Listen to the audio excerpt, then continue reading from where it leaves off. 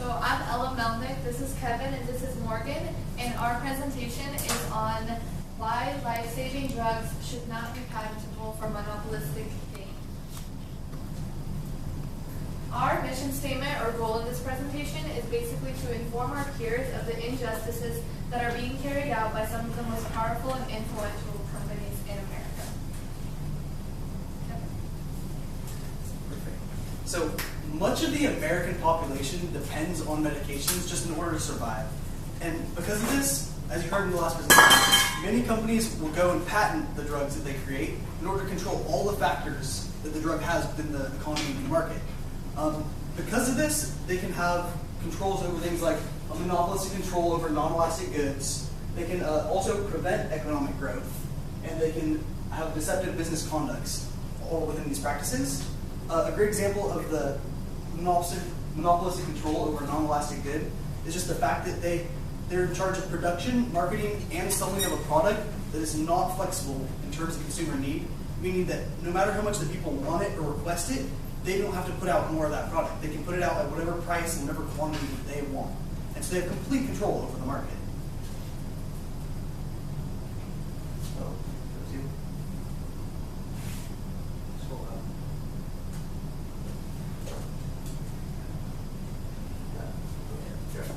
Okay.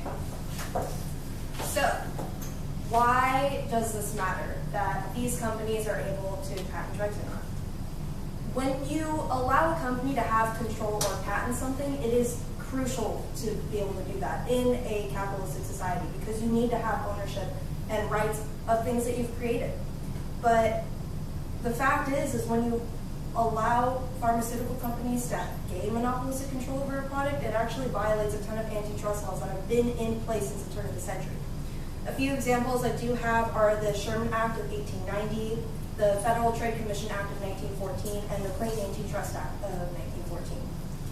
So, again, when pharmaceutical companies patent drugs, they do gain all factors of production of the specific drug. And that is not only the textbook definition of a monopoly, but it is also incredibly harmful to consumers. The Sherman Act of 1890 was put into place because it was during the rise of the kings of monopoly. So we got J.D. Rockefeller and Standard Oil, Andrew Carnegie and U.S. Steel, and Cecil Rhodes and De Beers Diamonds. All those names should sound very familiar because they've been household names since you were kids. And you know them because they were evil. The government saw the negative impacts that such large-scale companies had on the state of the world, on employees, and on the economy. Most importantly, the three names that I mentioned earlier were harmful in the sense that that was when the living standard was the absolute lowest. So that's when you had families who had to uproot their families, or families had to uproot their families, sorry, but you had an incredibly low living standard at the time. So you had huge families living in really small, really poorly accommodating living situations. And that is hugely unethical. The Sherman Act served as a foundation for many antitrust acts that would come into fruition shortly afterwards, and they were put into place to regulate interstate commerce and also to prevent any company from gaining too much power. So the FTC Act enforced the Sherman Act of 1890 by preventing and barring unfair methods of business conduct that only harms consumers, so deceptive acts affecting commerce are illegal.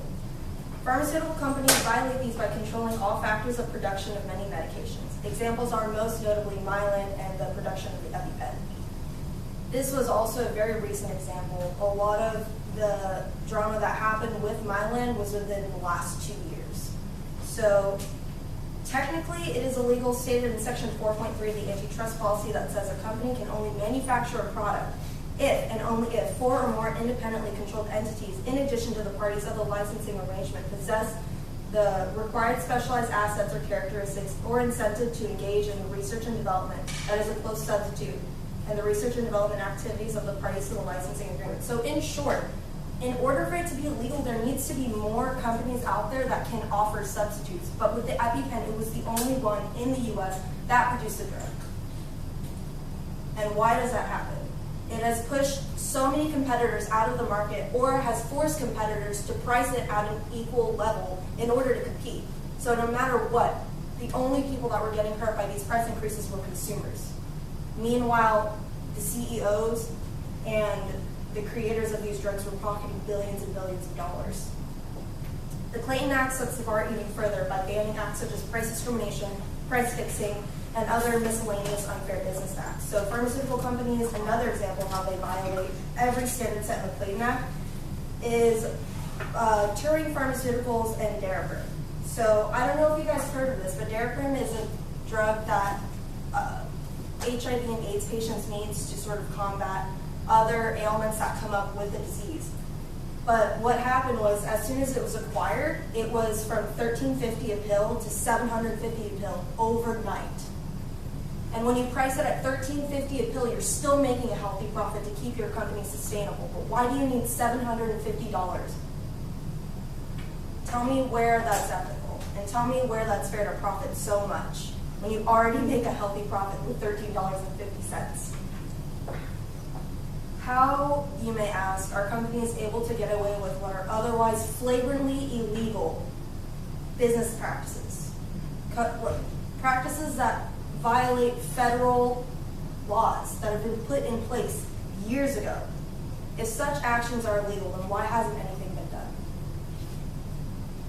Okay, so why hasn't anything been done? The only factor that protects these companies from governmental intervention is patent law. Which is a subset of intellectual property law. Patent law gives companies the freedom to produce, market, and sell their products as they wish, which allows them to remain untouchable when they conduct otherwise illegal business practices. Pharmaceutical companies are basically able to get away with all these practices through one single loophole, and that is the protection of intellectual property or patents, which does not justify otherwise illegal, immoral, and societally damaging activity. Intellectual property law is absolutely a necessity when dealing with tangible physical properties that are driven by consumer desire, meaning people don't need it, but they want it. However, it should not be applicable when dealing with not products, but necessities people need in order to survive, such as these drugs.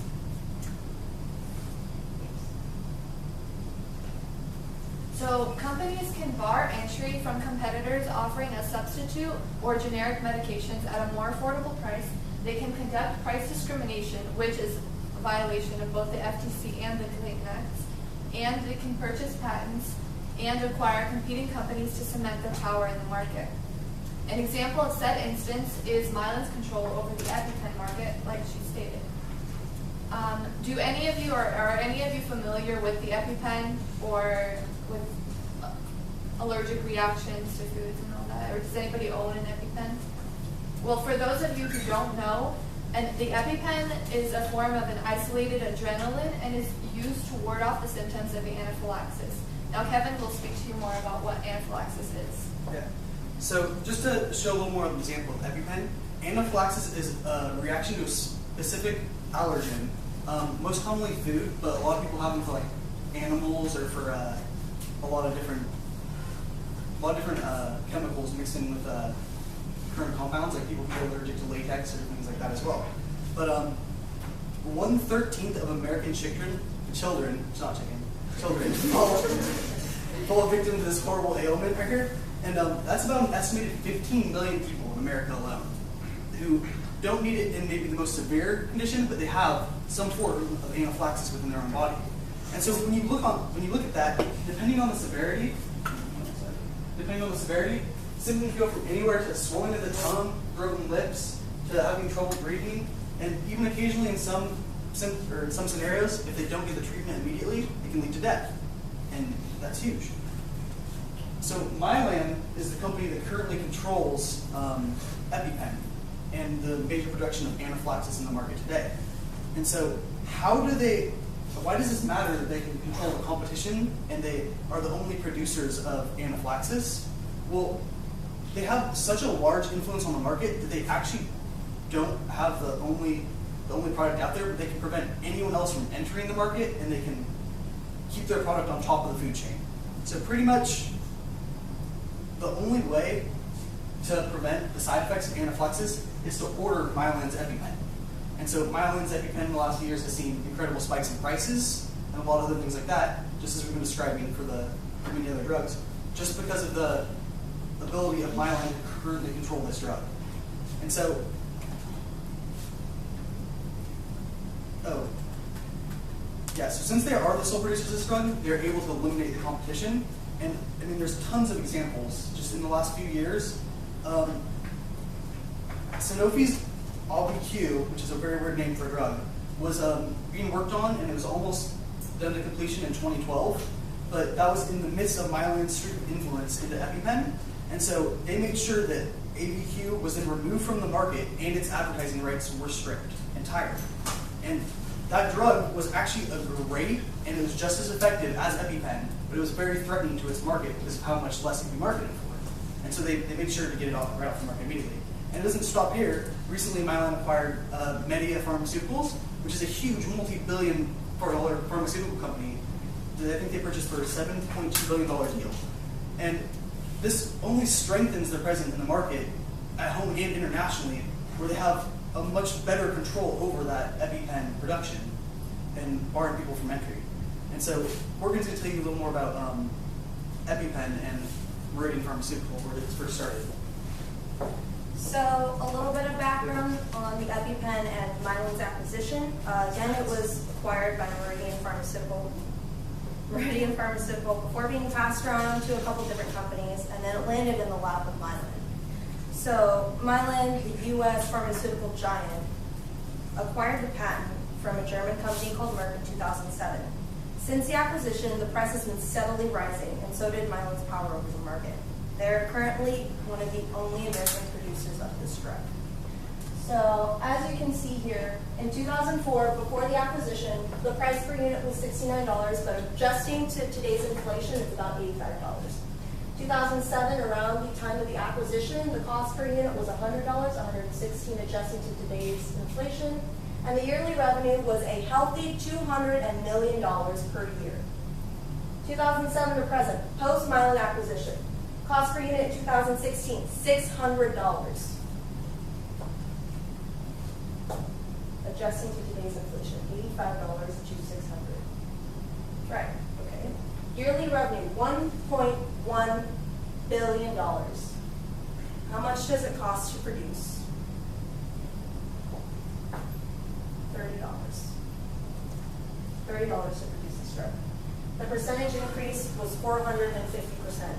Because of these rapid and unreasonable price increases, consumers are forced to find their own means of getting their own makeshift version of EpiPen, which means finding the isolated version of adrenaline and then putting them in syringes, like diabetes syringes, and then hoping that it'll work without as much of a promising success rate as EpiPen offers. Sadly, though, this isn't the only time that this has occurred in history, and especially recently. So again, this just illustrates graphically the price increase over the years since the acquisition. And again, you can see that the price started at a reasonable $100. And then again, this is a problem that's mostly impacting the U.S. because Mylan is a U.S. company. So as you can see, the UK, France, Germany aren't paying nearly as much as how much we're paying for the EpiPen. We're paying close to $650 while the UK pays around $50. So let's talk a little bit more about Daraprim. So Daraprim was acquired by Turing Pharmaceuticals in 2015. Daraprim is crucial and is usually paired with antiretroviral medications that are used to ward off AIDS. So it wards off all the other really horrible side effects that come with HIV, such as toxoplasmosis. Because of the acquisition, Turing Pharmaceuticals were given the right to produce, market, and sell the drugs by their own standards. Before the acquisition, the drug was $13.50 a pill. That is still making a profit, a healthy profit, to still have room for research and development to sort of progress the drug further, to see how much room we can go with the drug. Overnight, $750. That's a percentage increase of 5,000%. And it's not going into not stimulating the economy in any way, because stimulation of the economy would require more competitors in the market so that consumers have more options, consumers have more buying power. When one producer is making a product, You're literally only benefiting that company. You're literally only benefiting a CEO who's pocketing billions of dollars every year. And Ella is going to talk about imatinib. Okay, so imatinib is a drug that is used to treat leukemia, and it's necessary for ensuring hope of surviving for those who fall victim to this disease. Imatinib was priced at $26,000 in the year 2001, and over 2 years, or prescriptions rose 2% over the last 5 years. And the price has been increasing 10 to 20% annually. In 2014, it was $132,000, and in 2016, today, it is $146,000. Their global sales of patented imatinib were about $4.7 billion in the year 2015.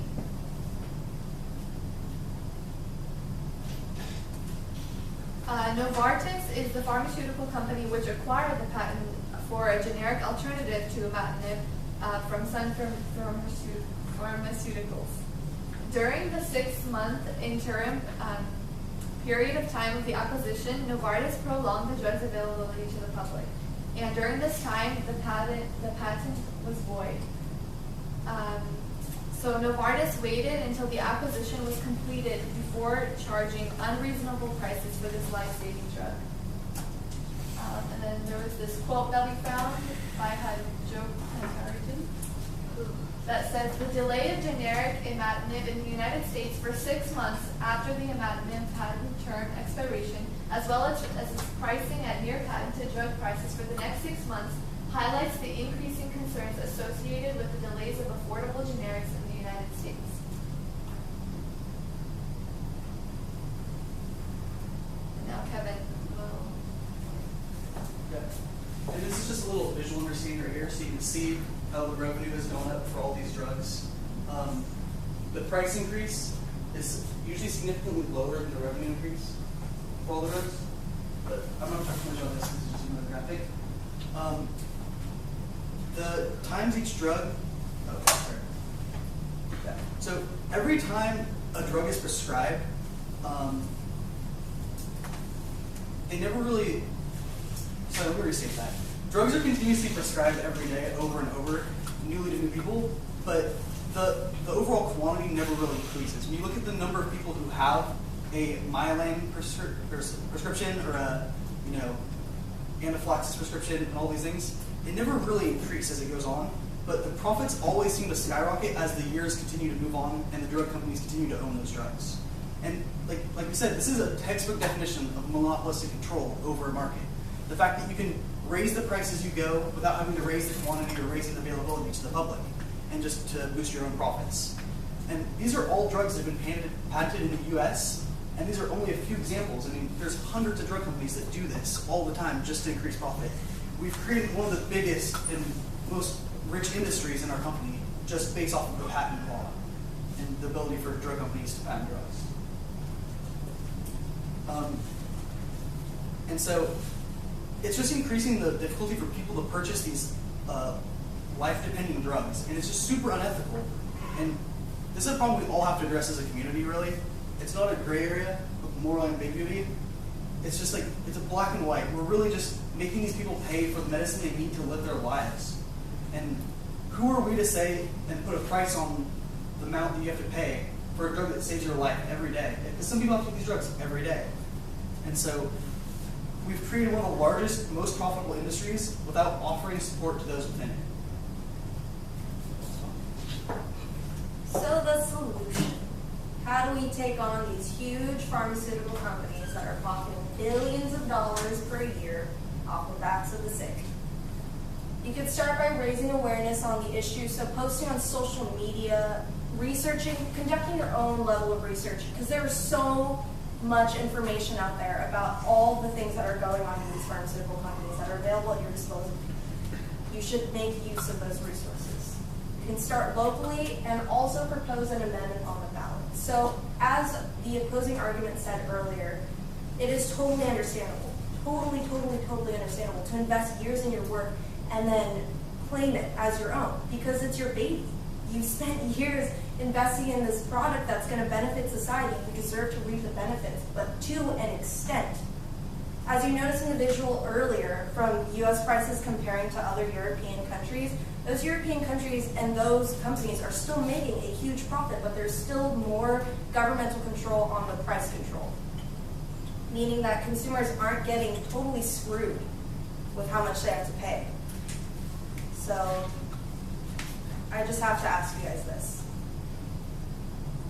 How many more lives are we going to continue to uproot? How many more lives are we going to continue to take from? How many more people have to worry every day about surviving? And more importantly, how much longer are we going to continue to put a price on human lives? Today, we are living in truly unprecedented times of moral ambiguity. It is painful for me to accept this reality, to know and to be forced to accept that there are little repercussions for clear violations of human rights. Today, life-saving medications are priced astronomically beyond people's range to benefit multi-billion-dollar companies at the expense of not consumers, but victims. Consumers are given a choice, but people with these illnesses are not afforded this luxury. They are forced to accept the realities constructed by CEOs who pocket billions per year off the backs of the sick. They are victims of greed and a flawed system designed against them. Today, I implore upon all of you, the audience, to refuse this as your reality. To not stand idly by while your peers, your loved ones, or even yourself suffer at the hands of the greedy. To fight against a broken system, and most importantly, to do what's right. Today we are living in truly unprecedented times, but that does not mean we should give up on a cause worth fighting for. That doesn't mean we should accept this as a norm to allow people to make billions. And that doesn't mean we should give up hope. Thank you. And we are open to questions now.